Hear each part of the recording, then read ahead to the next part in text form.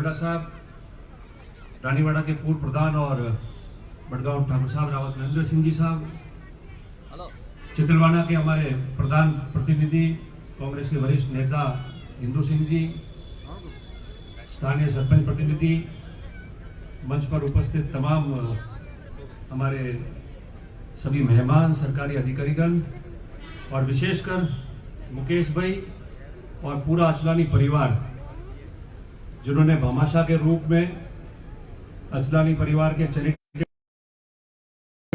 इतना शानदार भवन हमारे लिए बनाया, ये पीएचसी का। तो मैं सबसे पहले तो उस परिवार का धन्यवाद और आभार देते हुए उनका स्वागत भी करता हूं कि आपने बहुत ऐतिहासिक सौगात जो है हम लोगों को दी है। मुझे याद है कि 2011-12 में आप लोगों के आशीर्वाद से विधायक था, यहाँ का एमएलए था और उप सचेतक था विधानसभा में। तब इस कारणवश 2008 में जब सरकार चली गई, नए चुनाव हुए, उसके बाद में वो आगे नहीं बढ़ पाया था और ये बाबूजी सरपंच बन गए थे आप लोगों के आशीर्वाद से, ग्राम पंचायत के आप लोगों के आशीर्वाद से।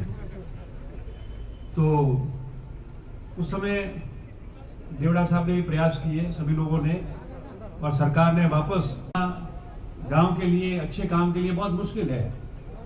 मैं बात बहुत कर सकता हूं मगर विकास करना मुश्किल होता है। घोषणाएं हो सकती है पर घोषणा पूरी नहीं होती है। बनाने का इरादा हो सकता है मगर बनता नहीं है कई बार। उसका कारण ये होता है कि इच्छा शक्ति होनी चाहिए कि करोड़ों रुपए लग जाएंगे, मगर मुझे इतना अच्छा सुंदर बनाना है कि यहाँ के क्षेत्र के आसपास के लोग अच्छी चिकित्सा की सुविधा लगा सके, आपको कम से कम पड़े और अच्छी सुविधा और अच्छे वातावरण में, साफ सफाई वाले वातावरण में आपको यहाँ सारी चिकित्सा सुविधा मिले, तो उसे बेहतरीन क्या हो सकता है, जो एक नेक काम इस परिवार ने किया है। बाकी तमाम चीजें हैं, कई सारी चीजें हैं, देवड़ा साहब ने बताई। मैं मंत्री जी को भी बता रहा था कि वास्तव में पानी की व्यवस्था को ठीक रखने के लिए आगामी दिन में, क्योंकि मुझे आप सबको ऐसा लगता है हमको कि अगर नहीं हुई स्टाफ की कमी से, तो हम कोशिश करेंगे मंत्री जी के साथ जाके कि जो भी कमी पेशियां है स्टाफ की वो पूरी हो, ताकि पानी की तकलीफ नहीं हो। दूसरा, मंत्री जी यहाँ बैठे, मैं उनसे भी निवेदन करूंगा कि सांचौर में एक बैठक बुलावे नर्मदा वालों को। 2008 में जब कांग्रेस की सरकार बनी, उससे पहले ये डीआर और ईआर प्रोजेक्ट जो स्कीम बनी थी, वो स्कीम देवड़ा साहब एमएलए थे जब वो स्कीम बनी थी। और 2008 के बाद में 2010, 11, 12 और 12-13 के बजट में हमारे समय में अशोक गहलोत जी ने उस स्कीम का पूरा पैसा जो था, तीनों स्कीम को मिला के 1500 करोड़ रुपया दिया था और अपन ने काम भी शुरू कराया था। पिछले 5 साल में काम जहां धीरे हुआ, उसके बाद में इन्होंने मन मर्जी से उस कनेक्शन में कंपनी, प्राइवेट कंपनी को देके नलों को जहां ले जाना है, जहां मोड़ना है वहां बोल दिया। सारी आधारहीन व्यवस्था हो गई है। आप नर्मदा के अधिकारियों को, कंपनी वालों को बुलाएंगे तो जो शेष बची जो कनेक्शन है वो ढंग से हो जाएंगे। और मुझे खुशी और धन्यवाद देता हूं इस मंच से सरकार के हमारे मंत्री का और माननीय मुख्यमंत्री जी का, कि बजट के अंदर उन्होंने पुनः डीआर स्कीम में जो सांचौर शहर, रानीवाड़ा, जसवंतपुरा की है, उसमें आपके घर तक नल पहुंच जाए और पानी पहुंच जाए, उसके लिए भी आपने देखा है कि उसके अंदर बजट में प्रावधान करते हुए घोषणा की है।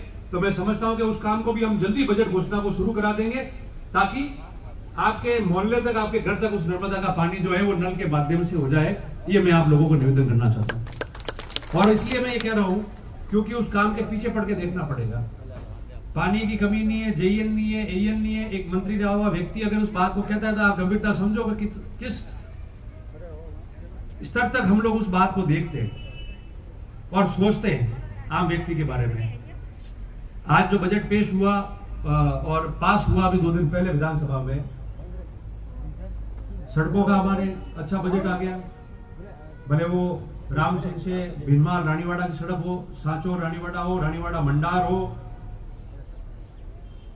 भिनमाल से करड़ा सरवाना तक की सड़क हो, तमाम सड़कें इस बजट में जो मुख्यमंत्री जी ने प्रावधान करके बजट रखा है उसके लिए, तो मैं समझता हूं कि ये सड़कों की हमारी दशा जो खराब हुई थी वर्षों से, वो भी इससे सुधर जाएगी। मैं आपको इतना ही विश्वास दिलाता हूं कि जितना हमसे बन पड़ेगा उतना काम में कोई कमी नहीं छोड़ेंगे। आप लोगों का स्नेह और प्रेम हमेशा हमारे साथ में रहे। इसको सीएससी बनाने की बात की है। आस पड़ोस है, मैं मानता हूँ इसको सीएससी होना चाहिए। हमारे पूरे विधानसभा क्षेत्र में 1-2 क्षेत्र ऐसे रह गए हैं जो सीएससी से वंचित है। करड़ा 2013 में जरूर हुई थी।